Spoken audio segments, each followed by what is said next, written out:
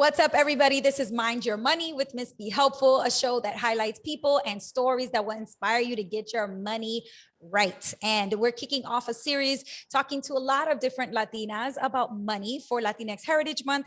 And one of the things that I notice a lot of companies and a lot of like social media profiles will do is highlight Latinos and Latinas who have a big following and who have all these achievements and accolades. And like they already have so many eyeballs on their work.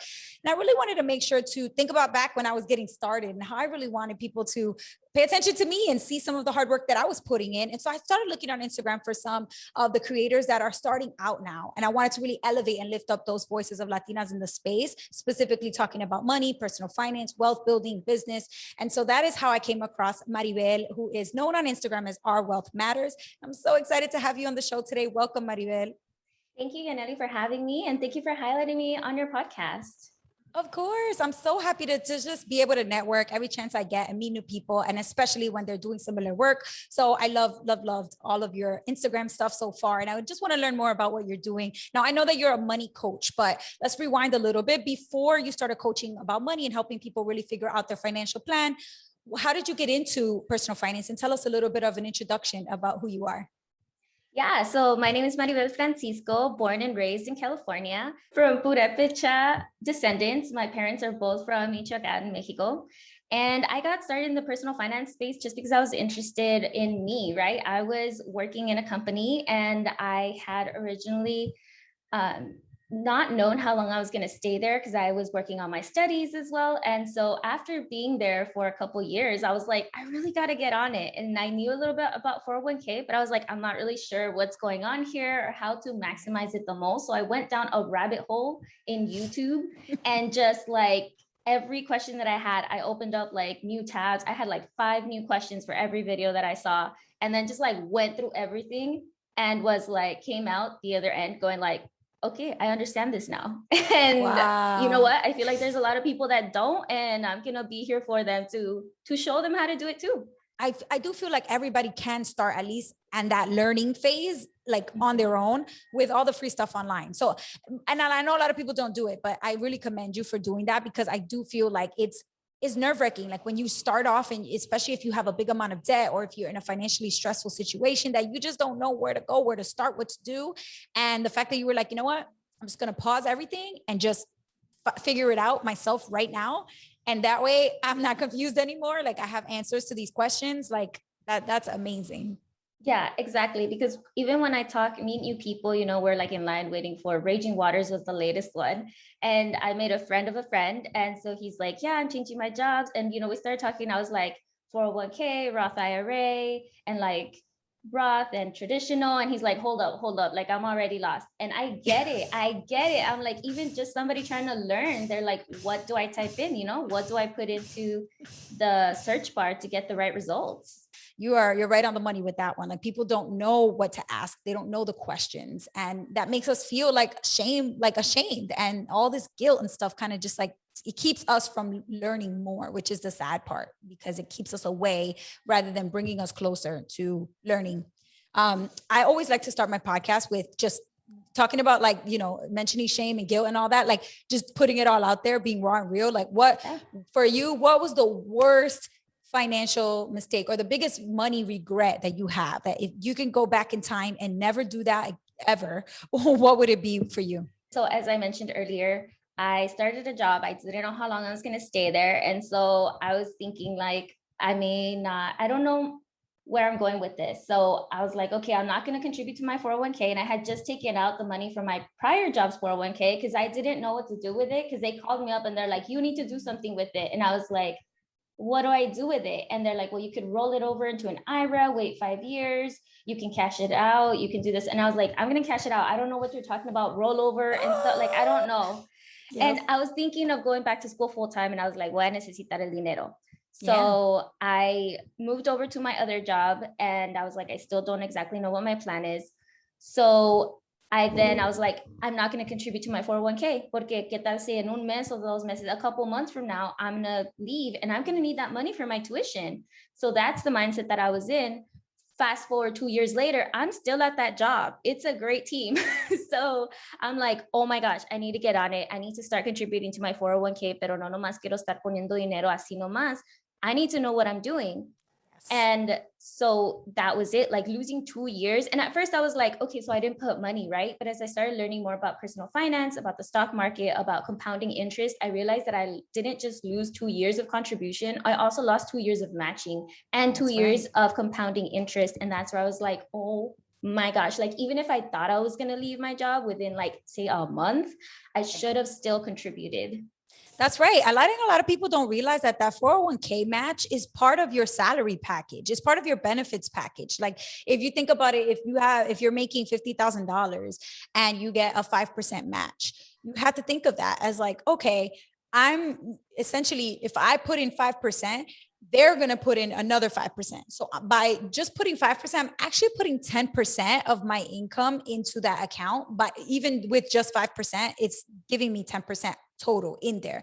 So that's one way to think about it, how your money's literally being doubled. But the other way to think about it is really saying to yourself, well, the full package that they offered me is, most people would think that it's, that it's $50,000 salary, but it's actually 52,500, because that 5% match, if you do the math and you do 0.05 times your $50,000 salary, that's $2,500 extra dollars that they want to put in your account for you, that you're saying no because you don't want to wait for that money. And it's like, now I recognize sometimes you're not in a position where you can wait. Like in your case, you're like, maybe you actually did need that money right then and there for tuition. But as soon as you had the opportunity to start and your tuition was paid, jumping on it is so important. I mean, I'm so glad you finally came around and you're like, let me sign up for this 401k. Yes. Especially after 2 years, I had built up a little nest egg. So now even if I do decide to go back full time, I have a little bit holding on me, like waiting on me to go back, and I can start pulling from that. Yeah, that's very smart. And I know there's probably a lot of people out there who've made that same mistake as you, that you said, where you didn't know what to really do with the rollover. You didn't understand like all that. So you just took the money out. I mean, I remember the day that I got a phone call when my first job, when I left, they called me and said that it was an HR person that, I used to work with when I was at the old job. And they called me and said, you have 3 choices. You can leave it there. You can move it roll it over to another IRA, or you can cash it out. And then thank goodness, she was like, and I can't tell you what to do and I can't give you advice, but if I could go back and be your age, honey, because she was like a little bit older. She said, if I could go back and be your age, honey, it's very tempting to take this cash out and just go use it. But let me tell you something, you're going to regret it later if you do that. I would just do a little bit of research. You don't need to do anything right away. If you want to call me back next week after you do some reading and find out about the rollover or leaving it here, like make your decision and then call me later to let me know what you want to do. And that was such a blessing because it allowed me to go online and look up, like, should I leave my old 401k where it is? Well, in my case, it was a 403b, or should I roll it over to an IRA? And that kind of helped me to just start learning about all the things that you're talking about. And I'm like blessed that she was on the phone telling me, like, don't do this, honey. Don't take the money out. And I feel like we all need that person, right? To guide us. Even ese tantito, that little bit that she provided was just like, okay, you know what? I'm going to research this rather than like, okay, I'm going to take out the money. We all need that little push. That's so true. And that's, that's why I love when I see young women, specifically Latinas, who take their wisdom that they've developed from all their research, from all their time looking at, and say, you know what, I could just keep it to myself and my family and my friends, or I can go online and like create a whole platform. So that's the beautiful thing about seeing so many young women creating content now, talking about money openly and just inserting ourselves in the conversation. Like, look, we part of this too. It hasn't been for us historically, but we part of it now. Yes. And I just love that. And we're going to talk about like, the content you've been creating, what your goal is with the platform that you have, Our Wealth Matters. But on the other side of the question, I asked you about regrets. I always like to ask, what is a time where you spent a lot of money, you splurge, right? But you don't regret it. You literally would never change it. Even if you could go back in time and people look at you like, you're crazy, that was too much money. For you, it was worth it. And you would do it again in a heartbeat. Yes. So after college, I was lucky because I got my tuition paid by scholarships for academics and stuff. And so, I came out of college without debt, and I even had a little left over in the bank account. So I actually had a short-term study abroad class, and I had to go to Germany for 1 week or I would get an F in this class. So I was like, Mom, I have to go. Like, that's part of the curriculum. I have to go. Pero todo es plan con maña. So I walked to the stage for graduation. The next day I was on a flight to Germany. Like I needed to be there ASAP. I didn't even get to go to any graduation parties. And I feel so bad about that. But I was gone, and my mom just took it really hard. Like, me has se me fue, because now I don't have to come back for school, right? Anyway, so I left to Germany. I was supposed to be there 1 week. I had contacted a friend and I was like, can I come stay with you? And he was, that's fine. So max 2 weeks. It was supposed to be max 2 weeks. I had a friend who I had previously studied abroad with. He was coming through back to the US through Europe from his other study abroad type assignments. And I was like, yo, can I tag along with you? And he's like, yeah, sure. Like, not the whole, we may become separated at times. And I was like, that's fine. But he's like super outgoing. Like, I'm outgoing, but he's like way more outgoing. Wow. That 2-week trip turned into 6 months of backpacking Europe. That's amazing. Yes. Wow. And I met so many people along the way, so many people from in different countries that we got to stay. We were couch surfing, which literally means you just go on a website and you look up people and you're like, yo, can I stay at your place? And they're like, yeah, that's fine. Sure. And these are complete strangers. You don't know who they are. All you have to go off of are the reviews on this website. And if they are a brand new host, they got no reviews. Like but I was like, at least the website knows I went there, right? There's some history record on the internet. Yes. So, the first country that I met him up in, we were staying with a host family and they themselves were travelers. And they're like, yeah, we used to couch surf too before the internet, was invented. People think it's weird, but it was definitely not weird. It was like the original Airbnb before Airbnb was a thing. Yes. No, so they were saying that they were doing it even before, like they wouldn't do it online. And I was like, wait, how were you doing it? Were you just like meeting travelers and going up to them? They're like, yeah, you strike up a conversation. And then, they let you stay with them. And I'm like, oh my gosh, like I'm over here going like, it's a website and it's still a little sketch. But no, I got to meet so many families. I still talk to a lot of families. Some people have come over to just vacation in LA and I'm like, yep, I am here. Tell me when you're coming and I'll show you around. So it's super great. And I still have like open invitations to certain countries. So I would not trade that experience at all. That's amazing. So did you use up all your savings during that time? Like how were you paying for this trip? Because you had you said you didn't graduate with any debt, so that's great, but you did have some savings. Is that what I had some savings? Yes. So I had some savings and then I used them all up. I was like going through my bank account recently going like, how did I do this? I used it all up. And then the class was actually giving us a small scholarship to do this trip. So that got used up. And then, like my account got to where you have to start. I have one of my accounts is Bank of America. You have to start paying $12 if your like money runs under a certain account. And I'm like, dude, I'm already poor. So now you're charging me more. And yeah, seriously. And then I didn't have a travel card. So they were charging me fees to take out money. And I was like, oh my gosh, these are all the money issues that are like, I wish I knew a little bit more. And then traveling with points, I didn't use that at all because I didn't even have a credit card at that point. And so I told my mom, take out all the account, send it to me, take everything, close the account. Like, I don't want to be paying for these $12. And I was like, no. Because I think her worry was that like, I wouldn't have anything to come back to. And that like, I'm just gonna be gone. Like, I'm just gonna be like done. So she's like, no, I'll help you. And I'll put a little bit of money in there to keep you above that balance. So you don't get charged $12 a month. And so she was helping me out. And then when I came back, I worked and like paid her off. So, I would like to say that I did it all myself, but no, my mama really helped me a lot. And I'm super grateful for that because even though she wanted me to come home, she's like, no, I will support you and that's fine.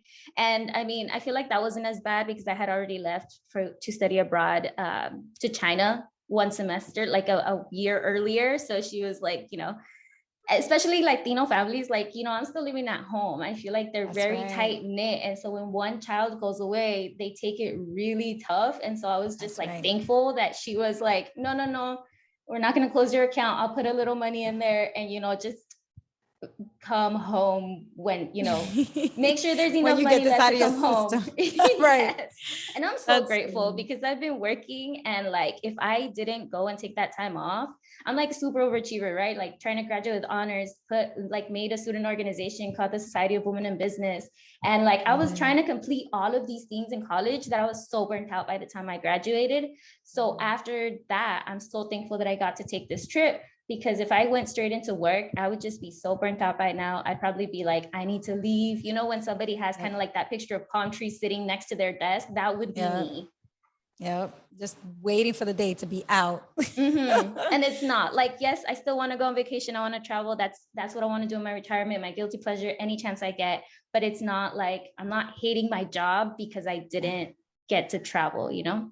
That's right. And I think that's a good thing of getting it out of your system early, like getting a trip like that for so long, like 6 months is such a great trip. And it allowed you the opportunity to see what you want to work towards now in your career, how much like building wealth means something to you now versus if you graduate, you go straight to the workforce, you start working right away. You know, then you're just desperate for a vacation. You're dying for a break, and you don't have an opportunity to really take a break between. You know, for me, that was pretty much what I did. I went straight after college, right into teaching, and I never took that break. Like, I love that you're like, oh, ended up being 6 months, but it was so worth it because I bet you not only like, you know, getting a break from school and work, but meeting people, seeing different cultures, experiencing different languages, foods, places. I mean, it really develops you and grows you as a person, gives you like a new perspective. And then when you come back, you're like a new person. You really are a new person, I think, after traveling, especially to many different places like that. So that's a beautiful experience. I agree. Like travel for me is something that I don't think I would, even if it was a lot of money, I don't think I would regret it because it does something to you when you come back like fresh and ready, you know, like a totally rejuvenated person. Yes, I totally agree. Yeah. That's amazing story. And shout out to mamas out there who always find a way. They always find a way. It's like, I don't know where you get the money from because I know you're struggling, mommy, but you find a way to send me $20. You know, it's incredible that like mothers will do whatever it takes. They'll go above and beyond for their children because they know, like, listen, whatever I was not able to achieve, whatever I didn't get to do, I'm like doing everything I can for my children to be able to have that, to have those experiences and do those things I didn't do. And so it seems like your mom was really thinking like, all right, I can't let her, you know, just be out there doing like, I want her to have this experience, even if it's, you know, she wanted you close, but it's still something that she knew would be valuable for you. And she made that little sacrifice. That's a beautiful thing.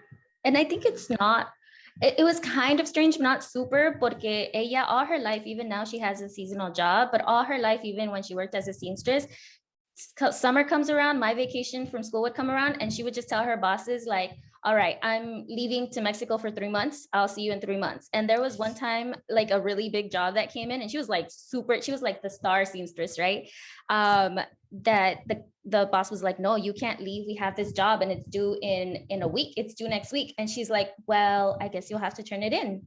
She left and she would just take these trips. Like that's her. But she always went back home. You know, I like left to away from home.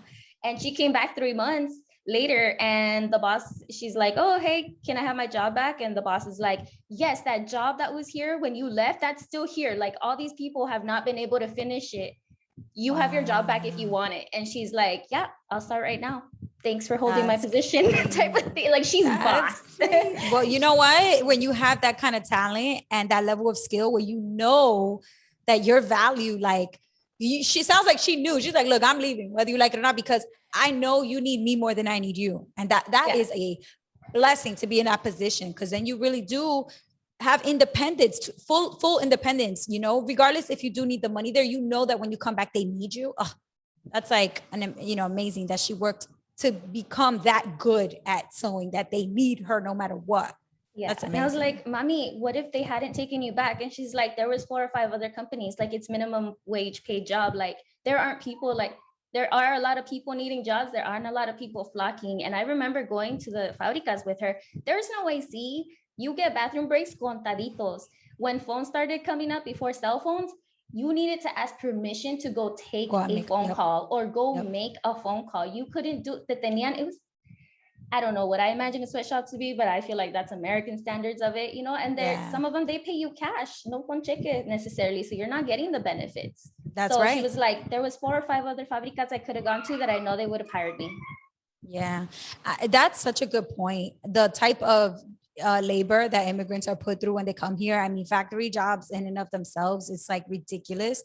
And it's just, I mean, the fact that the opportunities are there if you're willing to put in that work. I mean, your mom knew. She's like, look, not everybody is going to be willing to work in that condition. So I know that if I'm willing, I will be able to find a gig. But I also just love the fact that even though financially you might not be all whatever, but there's other priorities that she had, like that. And that's like, my goal is like, I never want to get to the point where money is everything. I want to be able to say to myself, there are things above money that matter more to me. You know, my loved ones, the people that I care about, my family, things that my health, you know, things that like, there's no amount of money that's going to replace my mom or replace my boyfriend or replace my health. Like, and that, so it's like, sounds like your mom has always had that. And that is, that's hashtag goals. Yes. I'm like, she's my role model. That's where I aspire to get to, is her level of success and her level. Like now she has her own business and it's a seasonal job. So she still takes those summers off and goes, like, she's like, I'm leaving. Bye. Listen, so I'm just like, yes, that's where I'm trying to get to. My own business, have a seasonal job, or travel or study in the free time away from the job. That's what I'm trying to do. That's amazing. Look, I'm about to have your mom on the podcast next. Like, she sounds like goals for real. No, I mean, but you know, it does sound like the apple doesn't fall too far from the tree. You're building something yourself and getting started with something that you're passionate about. So tell us about Our Wealth Matters. Why was that something that you were ultimately drawn to create, and why go and make it such a public platform? Because you can do money coaching with, people that know you and like friends of friends, but no, you went straight to Instagram. You have your platform. You're telling everybody about what you're doing, and it's incredible. But I know sometimes a lot of people are hesitant. So what made you do it? And tell us a little bit more just in general about your platform, Our Wealth Matters. Yeah, so Our Wealth Matters is a platform mainly on Instagram. I also have TikTok and Twitter, where I basically disseminate personal finance information. And my favorite types of clients are those people that are beginning to get into investing, or that don't necessarily know where to start, but they're interested in it. And my target audience is familias inmigrantes and mujeres. Like, I feel like there was so much, before I started it, right before I took that jump, I went on Instagram and I was like, is there Spanish personal finance stuff on here? And I tried to look for it, and I looked for it in the hashtags and the names, and I couldn't find a lot. And some that I did find was other countries, right? Yes. In like Latin, America, in Spain. Yes. I'm like, that's great, but they don't got 401ks, they don't got IRAs, they got other things that they're doing, right? And I did see a lot of Latinas doing personal finance, but I didn't see it a lot in Spanish. And I was like, our familias inmigrantes, I feel like they come casi risking their lives just to get here. And their American dream is, they're going to work for it, and they might send money back to their country, or they, life doesn't work out. They end up having kids. They end up staying here longer than they expected.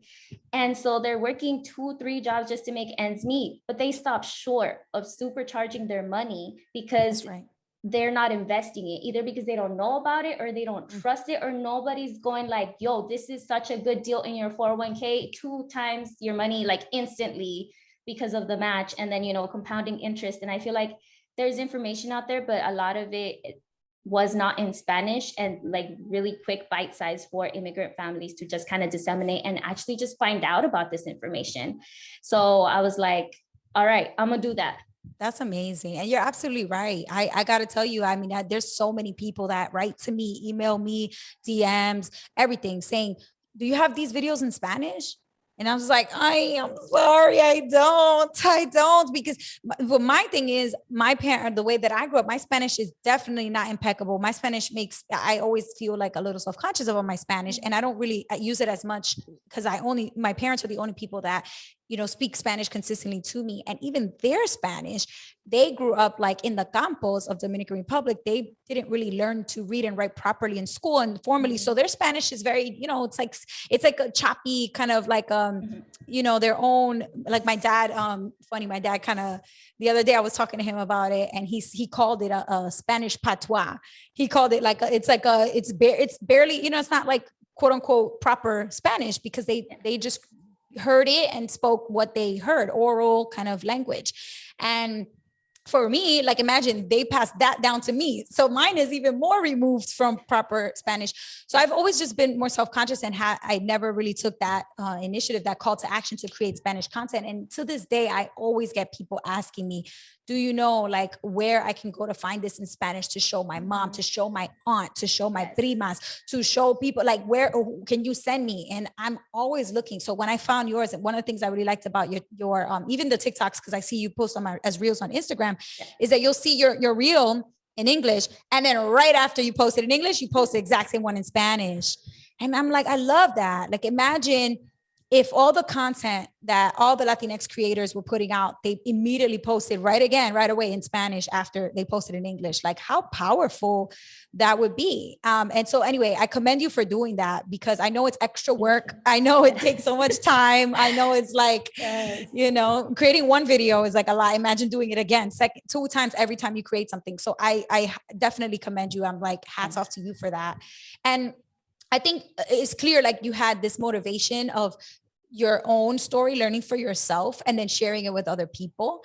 And, you know, for me, I feel like your target audience is like so clear to me that you were talking about immigrant families and women who are trying to leverage like, okay, how do I grow the money that I do have? But one of the things too that I realized is like in that community, right, in immigrants and, you know, depending on the type of jobs most women in this country, especially Latinas, do service type of work, you know, serving food or retail or, you know, these types of service industry jobs. And a lot of times, depending on your opportunity that you were given, if it's like hourly and not annual salary based, you might not even get a 401k. You might not even get that opportunity to invest through your job. So it's even more important that you understand investing because you're going to have to do it on your own through an IRA because your job is not going to offer a 401k when you have hourly wages and you work in these types of jobs where, like you said, even your mom, for example, working, sewing in a factory, like they're not going to set her up with a 401k plan, you know? And like my dad, he worked in a restaurant for many, many years. And then he was driving a taxi cab after the restaurant shut down. Neither one of those jobs offered him retirement plans. So now he's over 70, he's retired, and it breaks my heart because every month we have to get together and help him out because there's not, the Social Security benefits are not enough to even cover his basic expenses. And if he had the opportunity through a job to set up a 401k, his life would be very different. So it's like this missed opportunity that so many in that community, in your target audience, that they don't get that opportunity. So I feel like you stepping in, yes, of course, explain the 401k, but also opening their eyes to like, hey, if you don't get it through this job, if you don't have the type of job that sets you up this way, it's even more important for you to understand this because you're on your own doing it all by yourself outside of your job, at home, on your computer or on your phone. Yeah. And especially like, you know, a lot of people get paid with 1099s. Let's say you got paid cash. Like you got to pay the taxes for it afterwards, even though you're getting paid minimum wage. And that's a tax bill at the end of the year. But as you mentioned, you know, there's IRAs you can do. There's also solo 401ks that when I found out about it, I was like, hold up, people working cash could have been doing this all along. We need to get our community on this because if you do work for a job that gives you a 401k, you at least had your HR talking to you about what a 401k is, or like set it up or auto enroll you these days, right? A lot of companies just auto enroll you. And then if you don't want your money going in, you have to take that step and that action to get yourself out. Pero solo 401ks, IRAs, like nobody's going to come up to you and be like, hey, I'll help you set this up, right? You got to know what you're going for. You got to, again, know the questions to ask. It's not just going to kind of come to you and be like, knock on your door and be like, yo, it's time to open me, which we should. We totally should. That's why I'm like, we should do that. That's why I advocate for showing this as part of our education curriculums in schools, because at least it comes to you and then you're like, hey, maybe I should open a Roth IRA or whatever that thing is called. Pero por lo menos it's in your mind that, hey, maybe that's something I should do or look into when you like remember to do it again, you know, even if it's after college, that's fine. Pero at least somebody mentions it to you and you know it exists. That's right. That's so true. I mean, honestly, there's a lot of things that I remember learning in school that I kind of like, I know, but don't know why, because I'm not accessing that knowledge. I'm not using it. So you lose it. If you don't use it, that's what they say. If you don't use it, you lose it. But the thing is, if you never got it in the first place, then you don't even have a chance to lose it. It's just, it never even existed. You never even had a chance. And I feel like that's also why I wanted to make the content in Spanish, right? Like have one person read it in English and then be like, oh, I see a Spanish content. Se lo voy a mandar a mi papá o a mi mamá, because they may not even know that it exists or that it's there, right? Like I feel like before I was like, oh, wait, I can invest in the stock market. You know, I feel like a lot of us see it as that's for rich people, but no, like with $1, $10 a month, you can get started. And that's why it's like, okay, a lot of content is out there in English, and maybe like someone from my generation will see it. And then if I see it in Spanish, I'm gonna be like, okay, se lo puedo mandar a mi mamá o mi papá. That's right. Because that way now they can start knowing about it, reading a little bit about it. Maybe they'll come back and ask me, and we can both like approach this person and be like, hey, can you explain a little bit more about what is investing, what is 401k or IRAs or personal brokerage? It's what you're describing is a ripple effect, that you have the potential to create this ripple effect, right? It starts with you learn, you're like, wow, oh my goodness, I want to share this with my mom, my aunt, but they don't speak English. Oh, wow, look, Our Wealth Matters has all her videos in Spanish too. Boom. Now I'm going to send these to my tia, to my mom. They are watching it. They're learning. They have questions. I know somebody who creates these videos in Spanish who I can refer them to directly to ask questions, to sign up for a coaching session, to ask more, to dive in more. But when those opportunities don't even exist, you know, one of the things I've recognized, especially like seeing the older generation of Latinos in my family, like they are less trusting. There's something about like the financial industry to them. It feels dirty. It feels slimy. Like these people are taking advantage. And it's because of the things you've experienced yourself too. Those $12 fees in that Bank of America account, man, get out of here with that. Like if you have that happen to you 2-3 times, you're frustrated as all hell. And you don't trust that bank anymore. Now you don't want to have a bank account. Now you close it and you don't have, and you're just, and so that happens to so many because they don't understand all the terms and conditions and everything with their accounts. And now that's even more that they distrust or mistrust the banking and financial industry. So then for somebody to come talk to them about investing their money and leaving it and forgetting about, excuse me, they had their money today. Like, like you want me to give my money to who? Like, and forget about my money? Are you crazy? I think it just sounds so crazy. And when you connect them with somebody who is of the same background, cultural heritage, that allows them to kind of bridge, fill those holes and those gaps of trust that was missing. At least the cultural connection can be a little bit of a way to mend that. And it's like, pero esta persona habla español. Okay. Like even that makes them more comfortable, you know, a lot more comfortable. Yes. And I feel like that's why I did it, because it was like, I want people to feel confident and comfortable with just, you know, listening to the information. And even if their HR in their brand new job in the US is going to explain to them 401ks, it's going to be in English, and they're going to feel lost maybe. And they're going to be like, no le entendí nada. Like, that's right. It sounds like a great opportunity, but no entendí. And so that's, you know, you get turned off. You're just that's like, and we can't blame them for that. You get me? Because they're, especially immigrant families, they're coming from a new country. The financial system was not the same, and they may mistrust banks and the financial system here because maybe they didn't have a good financial system back in their country. So listen, they didn't grow up the way we did here in the US. And so it's tougher to get their confidence in you and build that trust. And I totally acknowledge that. That's why I'm like, okay, I'm going to make them the English content, and hopefully the person who then, you know, passes on the Spanish content, hopefully they trust that person, and we can start building trust that way, because I definitely think that it's something that, you know, immigrant families should take advantage of, those investment opportunities here. Supercharge your money to make it work for you instead of you working for it, para que puedas cumplir tu sueño americano like much quicker. You get me? And we know the stats. You can't save for retirement. You need to invest. If you just keep saving, it's not going to be enough. There's no way. There's no way. Mathematically, it's impossible to save your way to retirement unless you're making $1 million a year. Which then you don't need to be worried about retirement in that case. Like, it's just impossible to, the little tiny interest that they pay in a savings account, it's going to take forever. You're going to die before you see your money double. And that's really sad. So I mean, I just love your passion for the topic. And I actually saw you post on one of your reels was a tweet that, and I saw the tweet also where you talked about your passion for this class. Personal finance should not just be an elective. It really needs to be a full class, like full-fledged part of the curriculum. And I'm like, yes, this is exactly what, I mean, the work that I'm doing, I work at a nonprofit that we promote that as well. But I do think more young people need to be talking about that, because what I notice is a lot of teachers, you know, administrators, principals and stuff, they're fighting for this and saying, yeah, you know, this is what needs to be in the curriculum. But the teenagers themselves that are sitting in these classes, they're the ones that need to lead the charge. They're the ones that need to say, we demand to change what we're learning so we can learn things that matter for us now. Technology, money, these are the things that we need to be understanding, you know, because I always picture those, like the movements of teenagers that have been really successful. One of the big ones recently was the Parkland shootings in Florida. And the teenagers from that high school where they had that horrible tragedy, they were on the cover of Time magazine. They were all over media, getting interviews, press, showing their face as the face of the movement.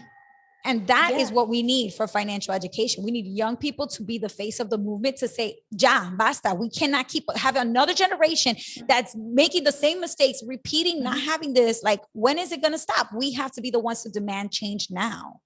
Yeah. And, you know, I think it also begins with us, because they look to us as adults to be able to guide them and just be like, listen, even though you don't earn, you know, a high salary, even if you don't go to college, you can save, you can like invest your way to retirement, to a healthy retirement, even if you're earning like 50,000 or menos. If you need menos, that's great. You'll be done with your goal much faster. And start teaching them about the FIRE movement and how you can retire early, how we're not put here on this earth just to work. Girl, you're here to like enjoy life. Do it. Let's get you there. And it can be done before 60 something, right? Retirement isn't an age. It's like the number of your net worth, and can you sustain yourself for the rest of like your life? And so to me, when I do my FIRE calculations, I'm like, yep, it's like, when are you, you know, up to what age? And I'm like, yep, 100. Yes. If I underlive that, that's great. I'll be fine. If I overlive that, hopefully I have taught my children about personal finance well enough that, you know, they have a little extra and can help me out at that point, but I'll be past 100 and, you know, yeah. Listen, take care of your health and you will get there. Because honestly, there's so many more people living longer and longer. And I think that's the importance of imparting on the next generation, right? Because, you know, maybe we'll be around, maybe we won't, but all we can do is really impart that knowledge and that wisdom about what we've learned and taught ourselves with money to the next generation. And of course, use the vehicles that we have access to create generational wealth. I mean, one of the biggest things that I always like to talk about is the Roth IRA, because a lot of people don't realize, you know, you in your 401k, in your traditional IRA, in any other type of retirement account that you have required minimum distributions, RMDs. What that means you have to start taking money out when you turn 70. Yeah. Now, a Roth IRA does not have a required minimum distribution. There's no such thing as that. So if you don't want to touch it because you have other money that's taking care of you in your retirement, you can just leave that Roth IRA there, leave that in those investments inside the Roth IRA to keep growing. And then you can pass it down to the next generation as a wealth building tool. Yes. That is, I mean, incredible. But again, if we don't teach this, we can't take advantage. The community cannot take advantage of it if we don't know about it. That's the reality. Exactly. Yeah, I love we're on the same wavelength, because we're just like, this is important, guys. You immigrated, you did not immigrate to have the same type of life or worse than you had from where you came from. You know, you came to have a better life, and investing will help you get there. That's right. Boom. Long-term investing, guys, not short-term. That's just kind of gambling. I love that point. That distinction is so important, because I think the younger generations are getting so caught up in all the social media, all the, you know, there's so much content about trading and about Bitcoin, current crypto, and all this stuff, and Forex. And it's like, it's so easy to get caught up in that, because you want to speed up the process. You're like, I'm sorry, index funds is 10% on average a year, 10%. That's going to take forever. I'm trying to get more than 10%, because I don't want to wait, you know, that long. Even waiting till 45 or 50 is a long time, really, because most people wait till they're 70, 65, 70. So cutting off 15, 20 years of your working life is a huge thing. So when young people look at that and think, oh my goodness, like I'm trying to be done. Wait, I'm trying to be a millionaire at 30. I'm trying to be a millionaire at 25. It's like, it kind of crushes my heart a little, my soul a little. Cause it's like, you know what? You're being brainwashed a little bit by what you're seeing on the internet. You're seeing all of the outliers, all these cases of young people that got really lucky and made a lot of money. And now they're just trying to make it seem like this is what everybody can do. They can do it. Everybody can do it. And it's like, actually, most people can't. Most people can't. But see, I love that there are those outliers though, that at least got people like into investing, at least in this pandemic, and that piqued their interest. So there was a lot of people that got investing, right? And I'm gonna be giving a talk at a university for a student organization, for Hispanic student organizations. So I'm like, yes, about investing. And so I was like, hey, I can talk about X, Y, and Z. And they're like, yeah, can you talk about, investing? Because a lot of people got into it over the pandemic. And I'm like, yes. And I will be talking about personal finance and just how to invest, but responsibly, right? Like you can be one of those outliers, but the majority won't be. So how can we get to those results where we're still having a good retirement, pero more responsibly y más a lo seguro? That's right. And that's the seguridad is the important part, that safety, that security, because so many people are willing to risk everything when you're really young. You're going to hit a certain point where you're going to realize that doing all that risky business is not panning out. It's cute when you're 22 to throw $1,000 in Bitcoin and lose it and be like, dang, all right, next time. But when you're 32, oh, that's not that cute anymore. So you have to really start to figure out, okay, what are my priorities? And so, I mean, I love that point that you made about at least it got them investing. But now let's teach them responsibly and, investing responsibly, which is that next step. But at least they're in, at least they're hooked. That's important. Yes. Yeah, very important. So let's pretend you were still in high school, maybe still in college age. What is something that you feel that you really wish you knew earlier in your financial life? I wish that I would have known that I can't save my way to retirement. Like, honestly, I think, our familias, at least my family's an agricultural background. So I know that they do have a concept of generational wealth. You have land, you pass it on to your children, it gets divided up. But then they come here, we don't have land. The most you can have is what, your house? I mean, most people, right? There are people who own land and, power to you. Another level. Another level. We're trying to get you there, if we super successful person. So here it's like, I thought about it and I was like, what's the next step though here? Like, even if I get land over there, like, how am I going to manage it? What's my life going to turn out to be like? And I thought I was like, I guess I just save money. And I had wanted to get into investing for a really long time. But I thought like, hey, you have to sit down, you have to look at all these companies one by one, figure out which one you're going to invest in. Oh my gosh, like the time that I have to dedicate a day. So when I went down that rabbit hole, that was me going like, yeah, no mas, I'm going to do it. I'm a working professional. I need to get on my shit. And so I sat down and I found out index funds. I found index funds were a thing, that were just a basket and you were instantly diversified. And that's what any financial, professional will tell you. Diversification is important. And so when I found this, I was like, what? You buy one stock and you instantly have 500 companies? I wish I had found out that index funds existed much earlier, because I would have gotten started investing much earlier. That's so true. And even if it's not index funds, ETFs are another opportunity to have automatic diversification. The index funds, usually you need a couple $1,000s to start. If you don't have that, hey, ETFs, you can start with $75, $150. You can start with a little bit of money. And even more now with fractional shares, you can get started with $1, $5. So, I mean, I think that there's only more opportunity now, not less. And that's the beauty of like technology going into the financial space. FinTech is really creating more opportunity for anybody with a Wi-Fi connection and a bank account. But unfortunately, of course, it does have its restrictions. You have to have a social security number so that you can, actually invest in all these things. And so there's, of course, certain privilege that comes to having, your documents in order here, or even at the very least, having a social security number, even if it's a work visa. So there's definitely some of that. But just the education, I think, is that first step. And so just to down my rabbit hole, right? I found out they're now newly developed. There are actually index funds. And I don't know if I can mention the name of a company here because I'm not like promoting them or anything. I just think that their services are great. Yeah. So they have zero cost index fund, and this is Fidelity. They have zero cost index funds. And so you don't have to hit a minimum to start investing in index funds. That's And right. they cost you 0% expense ratio, not zero point like point Right. zero Zero, zero, zero, something zero, one. percent. It's like 0.000 hasta infinito. That's And right.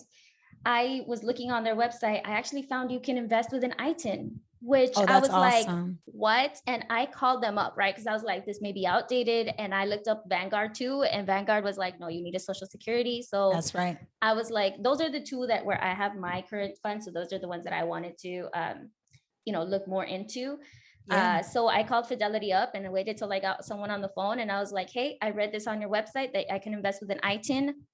Is that true? And they were like, yes, that's true. And Wow. I had them on the phone for like half an hour making clarifying questions because you Yes. need to renew your ITIN That's every right. so often. And Yep. especially now, I think now maybe they're doing it every year. So we have an income tax business and we help people get their ITINs. So I'm like, Yeah. I had these questions, right? Like I was like, these are the issues people with ITINs may face. Yeah. And I was like, what happens then? And I'm like, it could be reassigned to somebody else. And so, always advocate that if you have an ITIN, make sure you guys renew it. And they were like, well, we also have voice authentication. So if somebody activated voice authentication and two people with the same ITIN come to us saying they are both, the proprietor of that money, whose ever voice authenticates with our service, that's who we're gonna give priority to. And I was like, thank you so much. I Oh, had them on wow. there for like a while, just being like, okay, making sure I'm getting this right. You are That's sure, right. like people with ITINs, not social security numbers, can Yep. invest. And they were like, yes. And I was like, okay, That's guys, you guys are amazing. immigrants. We got you. You just need to That's be right. on top of your things too. Pero you can do it. You can invest here too. That's right. And I mean, so for those of you listening, ITIN is an individual tax identification number.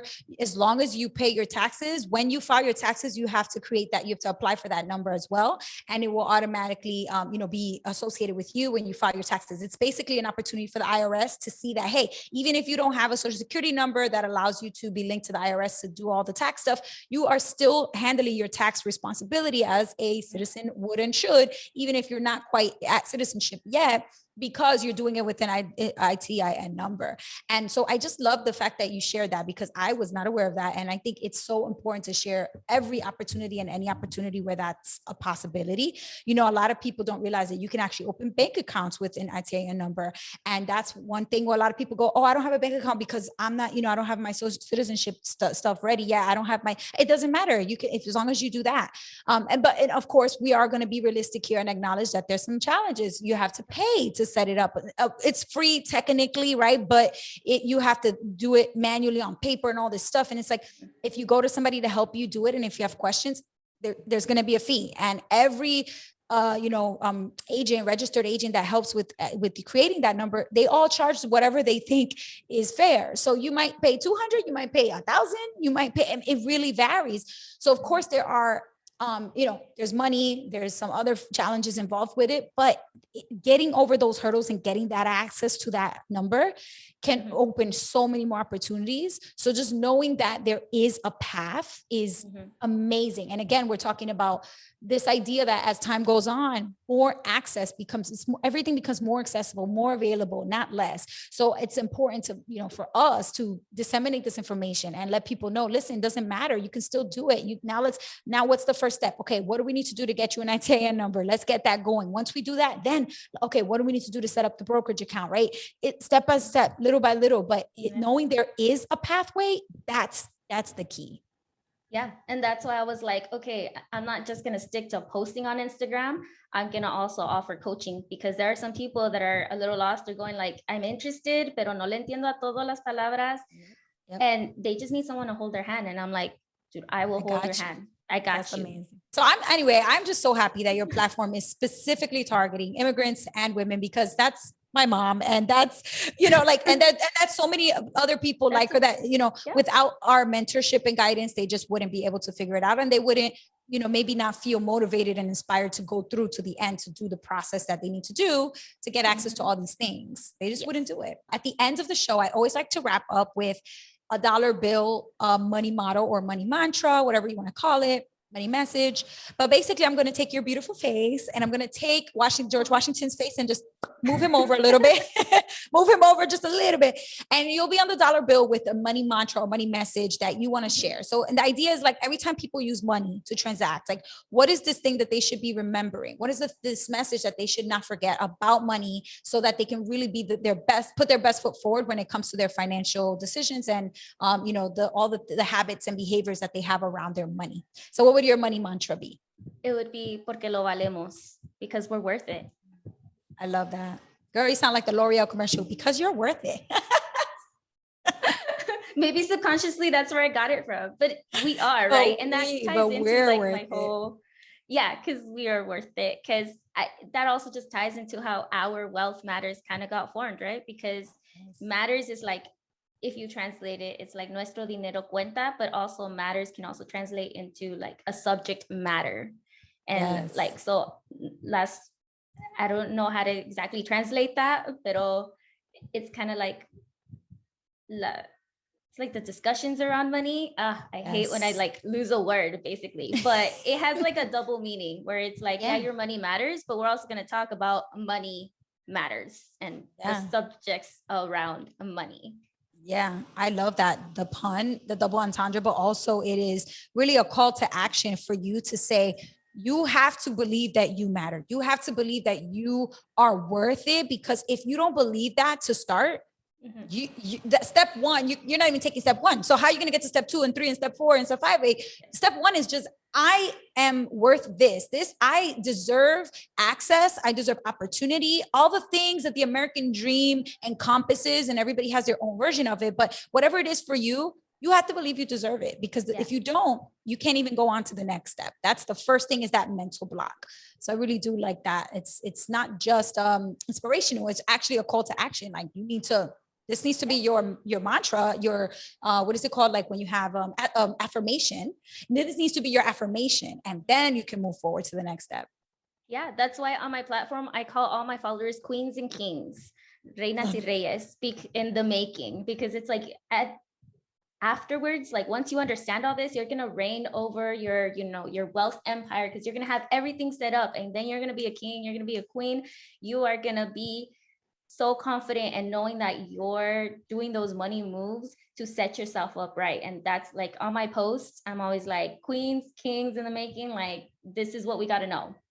I love that. Well, thank you so much for sharing. For everybody listening, go to Instagram, go to TikTok, wherever you follow people that are giving you the content you love to see, and follow Maribel. Our Wealth Matters. She's obviously amazing, incredible. I mean, just such an inspirational young woman, a Latina at that. So I'm just so happy to share her story. Maribel, let everybody know, how else they can support you beyond just following you in your work. And if there's anything else that you wanted to share before we wrap up. Other than following me on my platforms, Instagram is where I'm mostly active on. Also, if you guys have like any schools or people that you want me to talk to, just, get one-on-one with them, hablando inglés or español. Also, like I mentioned, if you guys have schools or student orgs that you're like, hey, we want to learn about personal finance, about investing, because it's not in our curriculum, dude, hit me up. I will get there. If I can't get there physically, I will get there through Zoom, because I am dedicated to not just like the adults who are already working and have money, also you guys who are universities, who are in high school, who are younger and just want to know what is out there for you, even if you're not maybe going to university or, have like a super high paying job. You guys can do it. And I want you guys to know that. Love that. The youth need to be in this movement soon. That is so true. Well, thank you again, hun. I really hope that you enjoy the rest of your weekend, and we'll stay in touch. I'll definitely let you know once this is all live and everything. And thank you so much for your time and your amazing story. Thank you. You're a great conversationalist. Thank you so much. Thank you. Oh, I really appreciate that. Thanks, hun. If you like this video, which I'm sure you did because the video was the bomb, then you're going to want to watch all the other episodes of the Mind Your Money with MissBeHelpful podcast. And they're all right here in this playlist. So click the playlist to watch those episodes. And if you haven't subscribed to this YouTube channel yet, I don't know what you're waiting for. Click the subscribe button right now so you can get videos every single week and to join Team Be Helpful right here. That's all I have for you guys. Till next time, peace.